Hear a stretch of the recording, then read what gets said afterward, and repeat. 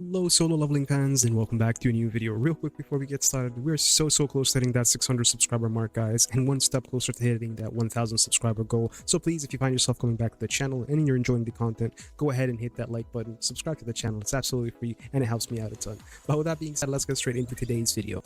Alrighty guys, so today's video is going to be all about raising that total combat power, especially with the new workshop of Radiant Light coming in. We're going to be focusing on increasing that max total power, and as you can see here, the maximum total power is calculated through your Sung Jinu, your 3 strongest hunters, other things like the armory, the shadow army, and other features or other things that we're going to be talking about. So what are the best ways that we should be focusing on when it comes down to increasing that total power? Well, obviously your Sung Jinu is a must focus on, because he is the main way that you're going to be gaining power.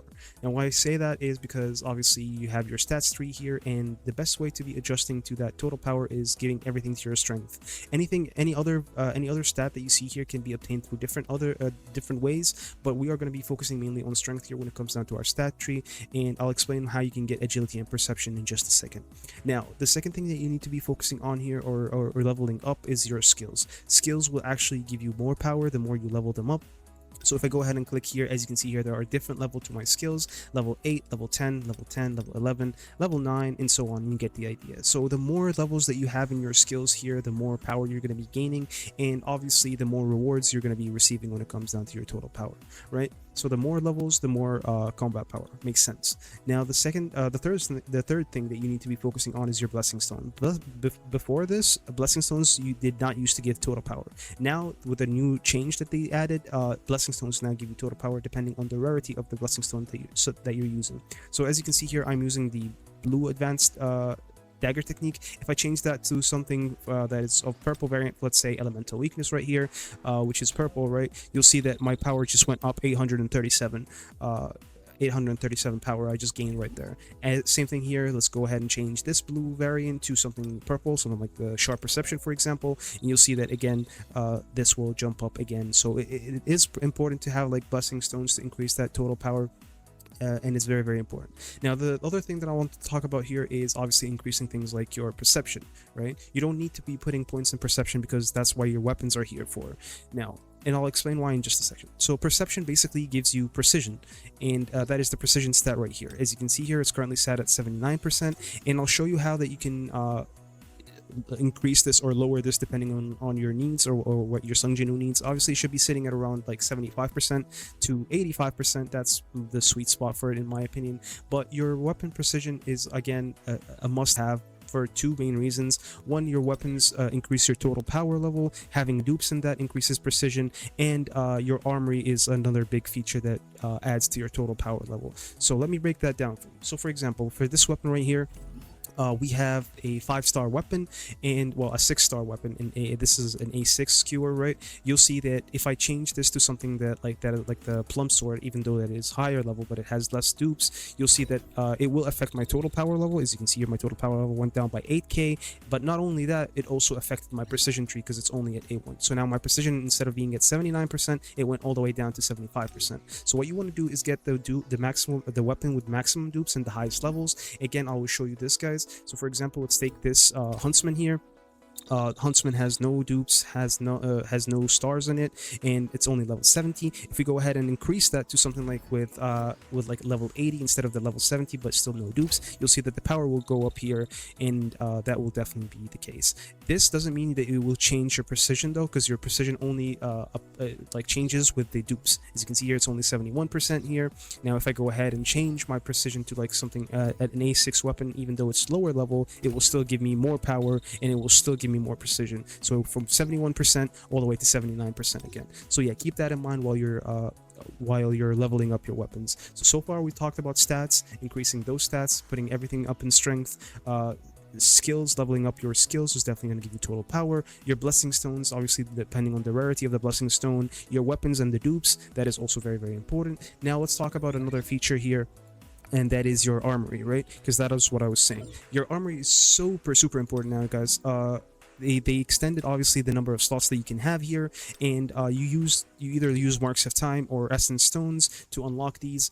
My advice to you guys obviously is going to be to use the Marks of Time if you have them. If not, it's okay to be spending those Essence Stones. Yes, it is important to be spending those Essence Stones for your summons, but there's so many ways and so many different methods now that you can obtain these Essence Stones that this is actually now worth it because of the new expansions that are going to be received. Now look at this. The total armory power level here is 20,000 power. That is 20,000 power off of your weapons alone that are duped out or not even duped out, and this will also give you, depending on like the number of upgrades that you have here, will also give you more total power. So for example, this is a +2, as you can see here, it's giving 4.5k.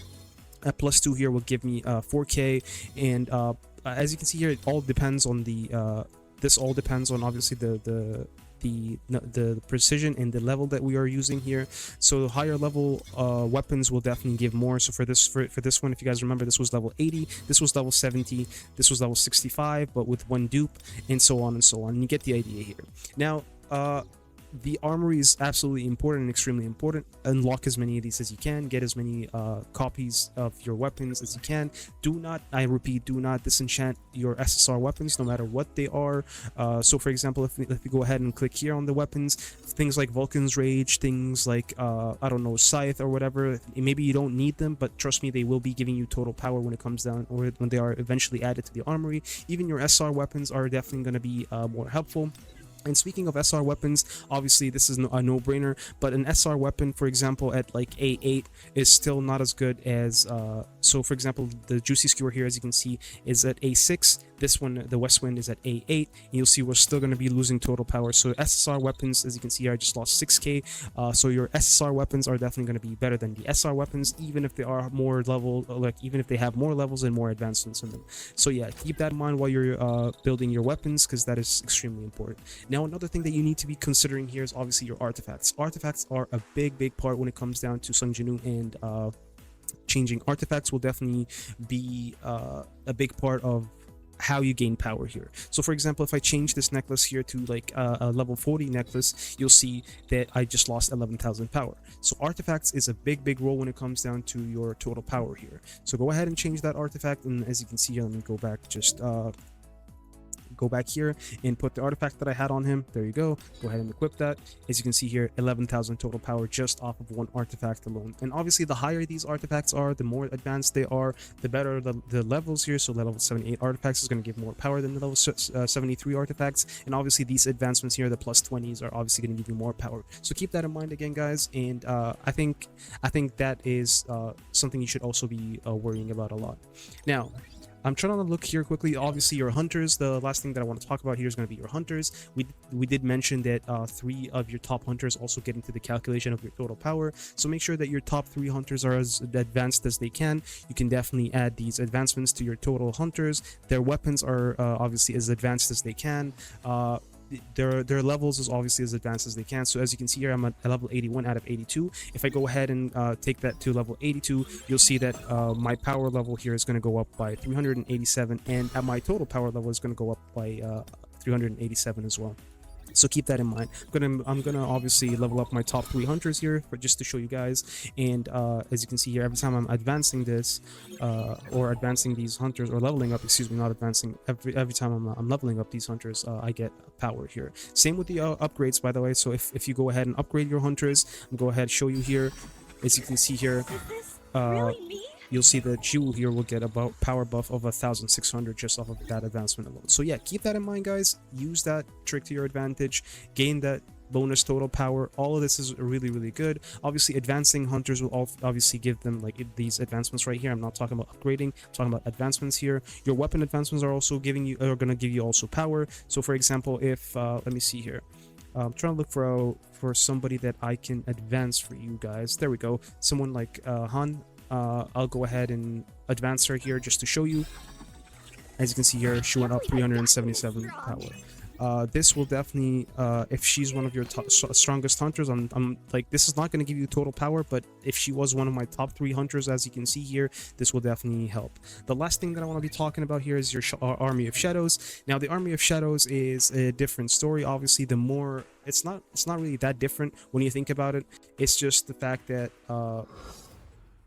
the fact that when you use your shadows here, or when you upgrade your shadows, you're also going to be receiving that big buff. So for example, if I go from common to elite here, for my Icarus, I will be gaining power both to my total power and to my army of shadows. Same goes to any of these hunters, and obviously upgrading them again applies just as the same as I did with my hunters in a second ago. So yeah, you can either obviously upgrade those hunters, or you can upgrade those shadows, or you can level up those, increase their rank by going from elite or even to the knight when it comes down to your army of shadows. Now, I hope you guys found this video helpful. If you did, as always, don't forget to hit that like, comment, and subscribe. Thank you so much for watching. Happy leveling. Peace.